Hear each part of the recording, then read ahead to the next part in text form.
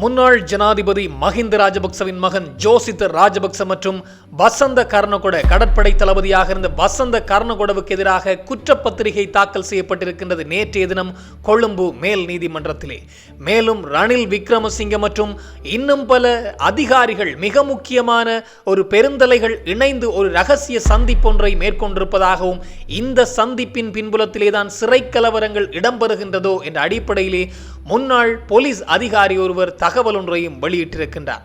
மேலும் ஜனாதிபதி மாளிகைகள் உட்பட முன்னாள் அமைச்சர்கள் பயன்படுத்திய மிக பெரும் பங்களாக்கள் மாளிகைகள் எல்லாம் இப்போது அரசுக்கு திரைசேரிக்கு பணத்தை கொண்டு வருகின்ற விதத்திலே இப்போது அதனை பயன்படுத்துவதற்கு ஜனாதிபதி அனுரகுமார் திசாநாயக்கவும் உத்தரவுகளை பிறப்பித்திருக்கின்றார். இந்த விடயங்கள் பற்றித்தான் இந்த தொகுப்பினூடாக முழுமையாக பேசப் போகின்றோம். அன்புறவுகளில் ஒருக்குமே வணக்கம். முன்னாள் ஜனாதிபதி மஹிந்த ராஜபக்சவின் மகன் ஜோசித ராஜபக்ச, இந்த ஜோசித ராஜபக்சவுக்கு எதிராக பல வழக்குகள் நிலுவையில் இருக்கின்றது என்பது எல்லோருக்கும் தெரிந்த ஒரு விடயம்தான். அதிலே ஒரு வழக்கிலே இப்போது குற்றப்பத்திரிகை தாக்கல் செய்யப்பட்டிருக்கின்றதாம் கொழும்பு மேல் நீதிமன்றத்திலே. மிக விரைவிலே இவர்களை நீதிமன்றத்திற்கு அழைத்து இவர்களுடைய கையிலே இந்த குற்றப்பத்திரிகையை வழங்கப்படும் என்ற தகவல்களும் இப்போது வெளியாகி இருக்கின்றது. என்ன வழக்கு சார்ந்து என்று பார்க்கின்ற போது 2006 ஆண்டு தொடக்கம் 2007 ஆண்டு வரையிலான காலப்பகுதி. அப்படி என்றால் ஜனாதிபதியாக அப்பன் மஹிந்த ராஜபக்ச இருந்த காலப்பகுதி. அப்போது கடற்படையிலே இந்த ஜோசித ராஜபக்ச இணைத்துக் கொள்ளப்படுகின்றார். அப்படி இணைத்துக் கொள்ளப்பட்ட ஜோசித ராஜபக்சவுக்கு அந்த அளவுக்கு பெரிய அளவு, அதாவது திடீரென உயரிய பதவி வழங்கப்படுகின்றதாம். அந்த உயரிய பதவி வழங்கப்படுகின்ற அளவுக்கு ஜோசித ராஜபக்சவுக்கு கல்வி தகமைகள் இல்லை என்றும் சொல்லப்படுகின்றது, அனுபவமும் காணாதாம். இது மாத்திரம்தானா என்று பார்த்தால் உடனடியாகவே இங்கிலாந்தினுடைய ரோயல் கடற்படை, இந்த பிரித்தானியாவுடைய ரோயல் கடற்படை பயிற்சி ஒன்றிற்காக, குறிப்பாக ரோயல் கடற்படையினுடைய மிக பிரபலியமான பயிற்சி ஒன்றை வழங்குவதற்காக, பயிற்சி பாடநெறி ஒன்றுக்காக ஜோசித ராஜபக்ச இங்கிருந்து அனுப்பப்படுகின்றார். ஆனால் அந்த பயிற்சி பாடநெறியை, ரோயல் நேவியினுடைய அந்த பயிற்சி பாடநெறியை கற்க வேண்டும் என்றால் ஒரு அனுபவம் வேண்டுமா, பல வருடங்கள் அனுபவம் வேண்டும் கடற்படையிலே, அல்லது தகமை வேண்டும். இந்த இரண்டுமே இல்லாமல் தான் ஜோசித ராஜபக்ச அங்கே அனுப்பி வைக்கப்படுகின்றாராம். இதன் பின்புலத்திலே அப்பா ஜனாதிபதியாக இருந்த அழுத்தங்களும் அப்போதைய கடற்படை தளபதியாக இருந்த வசந்த கர்ணகொடவினுடைய தலையீடும் இருந்தது. செல்ல வேண்டிய முக்கியமான அதிகாரிகளுடைய பெயர்கள் நீக்கப்பட்டு அதிலே ஜோசித ராஜபக்சனுடைய பெயரும் உட்புகுத்தப்பட்டது என்ற அடிப்படையில் தான் வழக்கு தொடரப்பட்டு வழக்கு விசாரணைகள் இடம்பெற்றிருந்தது. இதிலே அரச பணம் வீணடிக்கப்பட்டிருக்கின்ற தகவலும் சொல்லப்பட்டு தான் அந்த வழக்கு தொடர்ச்சியாக இடம்பெற்றிருந்தாம். இந்த வழக்கு தொடர்பாகத்தான் பலமுறை ஜோசித ராஜபக்ச வாக்குமூலங்களுக்காக அழைக்கப்பட்டிருந்தார். அதே போன்று வசந்த கர்ணகொடவிடம் வாக்குமூலங்கள் பதிவு செய்யப்பட்டிருந்தது. இப்போது அது தொடர்பாக குற்றப்பத்திரிகை தாக்கல் செய்யப்பட்டிருக்கின்றதாம்.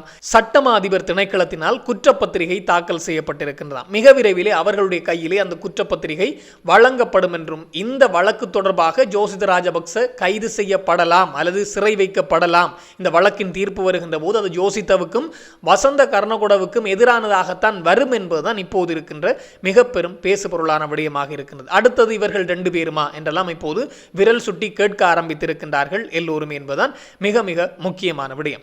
அடுத்ததாக மிக முக்கியமான செய்தி என்று பார்க்கின்ற போது ரணில் விக்ரமசிங்கே கையிலே மதுக்கோப்பை மற்றும் இன்னும் ஒரு கையிலே அதாவது புகைத்தல் ஒரு பொருளை ஒன்றையும் வைத்துக்கொண்டு புகைத்துக் கொண்டிருந்தார். அவருடைய பெயரை சொல்ல விரும்பவில்லை, மாறாக இந்த மது கோப்பை மற்றும் புகையோடு அவர் இருந்து கொண்டு ஒரு மிக பெரும் ரகசிய கலந்துரையாடல் ஒன்று இடம்பெற்றிருக்கின்றதாம். இந்த ரகசிய கலந்துரையாடலிலே முன்னாள் இந்த சட்டத்தரணிகள் சங்க தலைவர் ஒருவர், அதாவது ரஜி அமரசூரிய என்று சொல்லப்படுகிற முன்னாள் சட்டத்தரணிகள் சங்க தலைவரும் அதிலே கலந்து கொண்டிருப்பதாக சொல்லப்பட்டிருக்கிறது. இது ஒரு உயர்மட்ட குழுக்கள் இணைந்து நடத்திய ஒரு ரகசிய சந்திப்பாம். இந்த விடயத்தை போட்டுடைத்திருக்கின்றார் அஜித் தர்மபால என்று சொல்லுகின்ற முன்னாள் போலீஸ் அதிகாரி. இவருடைய இன்னும் ஒரு பதவி நிலை என்று பார்க்கின்ற போது இந்த போலீஸ் இலங்கையினுடைய போலீசாரை அரசியல் அழுத்தங்களிலிருந்து பாதுகாக்கின்ற சர்வதேச அமைப்பினுடைய உறுப்பினர் அமைவர். அது மாத்திரமல்லாமல் முன்னாள் போலீஸ் அதிகாரி என்றும் சொல்லப்படுகின்ற அஜித் தர்மபால தான் இந்த விடயத்தை வெளியிட்டிருப்பதாக ஐபிசி தமிழ் ஊடகம் இந்த செய்தியை வெளியிட்டிருக்கின்றது. இதில் சொல்லப்பட்டிருக்கிற விடயம், அஜித் தர்மபால சொல்லியிருக்கிற விடயம், இலங்கையிலே இந்த அரசாங்கத்துடைய காலத்திலே இந்த சிறைச்சாலைகளில் இடம்பெறுகின்ற சின்ன சின்ன கலவரங்கள், பெரிய கலவரங்கள், உயிரிழப்புகளின் பின்னணியிலே ஏதோ ஒரு மறைமுக குழு இருக்கின்றது. இதற்கு உதாரணமாக இந்த ஒரு புகைப்படம் ஒன்று வெளியாகி இருக்கின்றதாம். ரணில் மதுக்கோப்பையை கையிலே வைத்துக்கொண்டு புகைத்தல் பொருளோடும் அவரை சுற்றி பல மிக முக்கியமான பெருந்தலைகளும் அமர்ந்து ஏதோ ஒரு ஆலோசனை ஒன்றை நடத்தி வருகின்றார்கள் என்ற அடிப்படையில் அந்த புகைப்படம் வெளியாகி இருக்கிறது. அந்த புகைப்படத்தையும் ஐபிசி தமிழ் ஊடகம் அதிலே தங்களுடைய பக்கத்திலே பிரசுரித்திருக்கின்றார்கள். இந்த விடயம் சார்ந்து, அதாவது அவர்கள் குறிப்பிட்டிருக்கிற விடயம், இந்த அஜித் தர்மபால என்று சொல்லப்படுகின்ற முன்னாள் போலீஸ் அதிகாரி குறிப்பிட்டிருக்கிற விடயம், இவர்கள் ஏதோ ஒரு ரகசிய திட்டம் ஒன்றை செய்துகின்றார்கள். மேட்டுக்குடி அல்லது இந்த உயர்வர்க்கம் தங்களுக்கு ஏதும் ஆபத்து ஏற்படுகின்ற போது இந்த அரசாங்கம் மக்கள் ஆதரவிலே வந்தவர்கள் இந்த மேட்டுக்குடியில் இந்த உயர்வர்க்கத்துக்கு ஏதும் ஒரு ஆபத்து ஏற்படுகின்ற போது ஏதோ ஒரு குழப்ப நிலையை ஏற்படுத்துவதற்காக அவர்கள் கலந்து ஆலோசிக்கின்றார்கள். இதன் விளைவுதான் சிறைச்சாலைகளில் இடம்பெறுகின்ற கலவரங்களாகவும் இருக்கலாம் என்ற அடிப்படையிலே தன்னுடைய கருத்தை தெரிவித்திருக்கின்றார். இந்த இலங்கை போலீசாரை அரசியல் அழுத்தங்களிலிருந்து பாதுகாக்கின்ற சர்வதேச அமைப்பு மற்றும் முன்னாள் போலீஸ் அதிகாரியாக இருந்த இந்த அஜித் தர்மபால இந்த விடயத்தை தெரிவித்திருக்கின்றார். இந்த செய்தியானது ஐபிசி தமிழ் ஊடகத்திலும் பிரசுரிக்கப்பட்டிருக்கின்றது, சென்றால் உங்களால் பார்க்க முடியும். எனவே இது ஒரு மிக பெரும் பேசுபொருளாக இருக்கின்றது. காரணம், திடீரென சிறை கலவரங்கள் வெடிக்க ஆரம்பித்திருக்கின்றது. சிறைச்சாலையை மையமாக கொண்டு இந்த அரசுக்கு எதிரான கிளர்ச்சிகளை ஏதும் அமைப்புகள் செய்ய பார்க்கின்றார்களா? சிறை கலவரங்களினுடைய நோக்கம் என்னவென்று பார்த்தால் அப்பட்டமாக தெரிகின்றது. அவர்களுக்கு வருகின்ற போதைப் பொருட்களையும் அவர்களுக்கு வருகின்ற பொருட்களையும் தடை செய்ததன் விளைவுதான் சிறை கலவரங்கள் வெடிக்க ஆரம்பித்திருக்கின்றது. இதைத்தான் நீதி அமைச்சர் ஹர்சன நாணயக்காரவும் நேற்றைய தினம் ஊடக சந்திப்பிலே ஊடக அறிக்கையிலே தெரிவித்து விட்டார். அதாவது இந்த மகர சிறைச்சாலை கலவரத்தின் பின்னால் அவர்களுக்கு செல்ல வேண்டிய அந்த போதைப் பொருட்கள் தடைப்பட்டதான் காரணம் என்றும் பலருடைய பெயர் விவரங்களும் வெளியிடப்பட்டிருக்கிறது. இதிலே சாத்தான் என்று சொல்லப்படுகின்ற நபர் ஒருவர், அதோடு அசார் என்று சொல்லப்படுகின்ற நபர், பொட்டா என்று சொல்லப்படுகின்ற நபர் என்று எல்லோருமே இதிலே கலந்து கொண்டார்கள் அல்லது இதை திட்டமிட்டிருந்தார்கள் என்ற அடிப்படையிலே பெயர் விவரங்களும் வெளிவந்திருப்பதாக அந்த ஐபிசி தமிழ் ஊடகத்திலே குறிப்பிடப்பட்டிருக்கிறது. மேலும் இந்த கலவரம், இந்த மகர சிறை கலவரத்திலே கிட்டத்தட்ட 150 மில்லியன்கள் வரையிலே சொத்து சேதம் ஏற்பட்டிருக்கின்றதாம். அந்த சிறைச்சாலைக்கு மிக முக்கியமான விடயம், அந்த சிறைச்சாலையினுடைய மருத்துவமனை அடித்துடைக்கப்பட்டு தீ வைக்கப்பட்டிருக்கின்றது. அங்கே தலைமை சிறைக்காவல் அதிகாரி தங்கியிருந்த அலுவலகம் தீ வைக்கப்பட்டிருக்கின்றது. சிறைக்காவல் அதிகாரிகளுடைய அலுவலகங்கள் எல்லாம் தீ வைத்தெரிக்கப்பட்டிருக்கின்றது. சமையலறை தீ வைத்தெரிக்கப்பட்டிருக்கின்றது. அத்தோடு சிறைச்சாலைக்குள்ளே இருந்த தையல் இயந்திரங்கள், குறிப்பாக சிறைச்சாலைக்குள்ளே இருப்பவர்களுக்கு சில பணிகள் வழங்கப்படும், அச்சிடுதல், தைத்தல் போன்ற பல பணிகள் வழங்கப்படும்.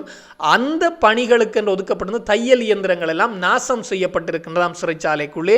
சிறைச்சாலையினுடைய கூரைகள் உடைக்கப்பட்டிருக்கின்றது, எல்லாம் சேதப்படுத்தப்பட்டிருக்கின்றதாம். இதன் விளைவாக தீமூட்டி எரிக்கப்பட்டதன் விளைவாக கிட்டத்தட்ட 150 மில்லியன்கள் வரையிலே சொத்துழப்பு ஏற்பட்டிருக்கிறது சிறைச்சாலைக்கு என்ற தகவல் வெளியாகி இருக்கின்றது. இப்போது அந்த விடயத்தை, அந்த செயலை, அந்த சிறைச்சாலை சம்பவத்தை முன்னின்று நகர்த்தியவர்களை அடையாளம் கண்டிருப்பதாகவும் விசாரணைகள் துரிதப்படுத்தப்பட்டிருப்பதாகவும் இதிலே 100 பேர் அந்த சிறைச்சாலையிலிருந்து இப்போது வெளியேற்றப்பட்டு 7 வெவ்வேறு சிறைச்சாலைகளுக்கு கொண்டு செல்லப்பட்டிருக்கின்றார்களாம். அப்படி கொண்டு செல்லப்பட்டவர்களுக்கு மரண அடி கொடுப்பார்கள் என்பது மாத்திரம் தெரிந்த ஒரு விடயம் தான். அவர்களுக்கு கடுமையான தண்டனைகள் வழங்கப்படும் என்பது எந்த மாற்று கருத்துமே இல்லை. கடந்த முறை நீர்கொழும்பு சிறை சம்பவத்தை செய்தவர்கள் கடுமையாக காலி பூசா சிறையிலே வைத்து அடித்து முதுகுத்தோலையெல்லாம் உரித்திருந்த சம்பவங்கள் இடம்பெற்றிருந்தது. இதே போன்றுதான் இப்போது 100 பேர் மாற்றப்பட்டிருக்கின்றார்கள். அவர்களுக்கும் நல்ல சன்மானம் கிடைக்கும் என்பது தெரிகின்றது. இதை போலீசார் சொல்கின்ற போது அல்லது சிறைக்காவல் அதிகாரிகள் சொல்கின்ற போது நாங்கள் ஒன்றும் அடிக்கவில்லை, அங்கிருந்த கைதிகளே தான் அவர்களை தாக்குகின்றார்கள் என்ற அடிப்படையிலே அவர்களும் சொல்கின்றார்கள். அதனுடைய உண்மைத்தன்மை தெரியவில்லை, மாறாக சிறைக்காவல் அதிகாரிகளே அவர்களை அடித்திருக்கலாம் என்பதும் ஒரு மிக முக்கியமான விடயம். இப்போது 150 மில்லியன்கள் வரையிலே சொத்துழப்பு ஏற்பட்டிருக்கின்றது என்ற தகவல்களும் வெளியாகி இருக்கின்றது. இதன் பின்புலத்திலே தான் இப்போது அஜித் தர்மபால குறிப்பிட்டிருக்கின்ற விடயமும் ரணில் தரப்பினுடைய ரகசிய சந்திப்பின் விளைவுகளோ என்றும் ஒரு கேள்விகளும் எழ ஆரம்பித்திருக்கின்றது. மேலும் ஒரு மிக முக்கியமான செய்தி என்று பார்க்கின்ற போது, முன்னாள் ஜனாதிபதிகள் உருவாக்கிய ஜனாதிபதி மாளிகைகள், இலங்கையிலே பார்த்தால் எங்கு திரும்பினாலும் ஜனாதிபதிகள் ஓய்வெடுப்பதற்கான மாளிகைகள் அமைந்திருக்கின்றது. இதிலே மிக முக்கியமான மாளிகைகளான அனுராதபுரம் மாளிகை, அனுராதபுரத்தில் இருக்கக்கூடிய ஜனாதிபதி மாளிகை, எம்பிலுப்பட்டிய ஜனாதிபதி மாளிகை, மகியங்கனை ஜனாதிபதி மாளிகை, பெந்தோட்ட ஜனாதிபதி மாளிகை, கதிரகம ஜனாதிபதி மாளிகை எல்லாம் இப்போது சுற்றுலாத்துறைக்கு அபிவிருத்திக்கு கொடுக்க போகின்றார்களாம். இதனை ஜனாதிபதி அனுரகுமார் திசாநாயக்கனுடைய உத்தரவுக்கிணங்க இதற்கு அமைச்சரவையும் அனுமதி கொடுத்திருக்கின்றதாம். காரணம், ஜனாதிபதி ஜனாதிபதி அனுரகுமார் திசாநாயக்க அந்த மாளிகைகளில் சென்று நான் இருக்க போவதில்லை என்பதை தெரிவித்து விட்டார். சும்மா கிடக்கின்ற மாளிகைகளுக்கு ஜனாதிபதி செயலகத்தினூடாக பணம் சென்று கொண்டிருக்கின்றது. இதனால் எங்களுக்கு தான் நட்டம் ஏற்பட்டு கொண்டு, அதாவது ஜனாதிபதி மாளிகையினூடாக செல்கின்ற பணம் எல்லாம் திரைசேரியிலிருந்து செல்கின்ற பணம் தான். இதனால் நட்டம் தான் ஏற்படுகின்றது. எனவே அதனூடாக வருமானத்தை, திரைசேரிக்கு பணத்தை கொண்டு வருவதற்கான வேலையை செய்ய வேண்டும் என்ற அடிப்படையில் தான் இப்போது அந்த ஜனாதிபதி மாளிகையெல்லாம் சுற்றுலாத்துறை சார்ந்து அபிவிருத்திகளுக்கு அல்லது சுற்றுலாத்துறை சார்ந்து கொடுப்பதற்கு இப்போது பேசுபொருளாக பேசப்பட்டு வருவதாக சொல்லப்பட்டிருக்கின்றது. தகுந்த முறையில் அதற்கான ஒப்பந்தங்கள் அமைகின்ற போது அதனை கொடுக்க தயாராக இருப்பதாகவும் அமைச்சரவையும் இப்போது குறிப்பிட்டிருக்கின்றது. அதே போன்றுதான் முன்னாள் அமைச்சர்கள் பயன்படுத்திய மாளிகைகள், மாட மாளிகைகள், முன்னாள் அமைச்சர்கள் பயன்படுத்தியதெல்லாம் சாதாரண வீடுகள் அல்ல, எல்லாமே பங்களாக்கள், மாட மாளிகைகள் தான்.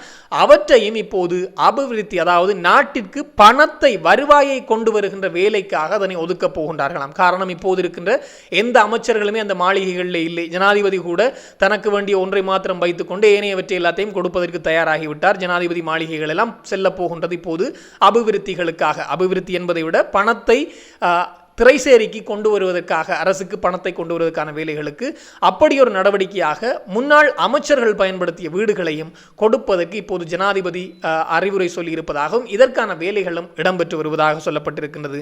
மிக விரைவிலே அது இடம்பெறும் என்பதும் குறிப்பிடப்பட்டிருக்கிறது. எனவே பலர் அமைச்சர்களாவது, என்னை அமைச்சராக போடு, என்னை பிரதி அமைச்சராக போடு, ராஜாங்க அமைச்சராக போடு என்று சொல்வதெல்லாம் அவர்களுக்கு கிடைத்த இந்த ராஜபோக வாழ்க்கைக்காகத்தான்.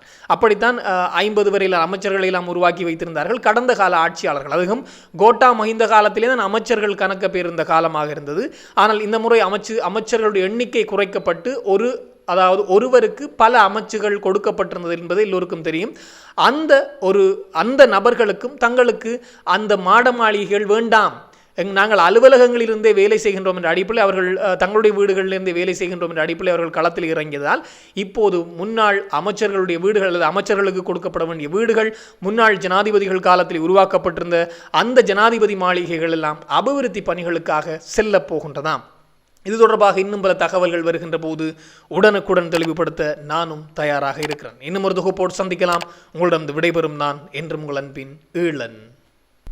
வணக்கம்.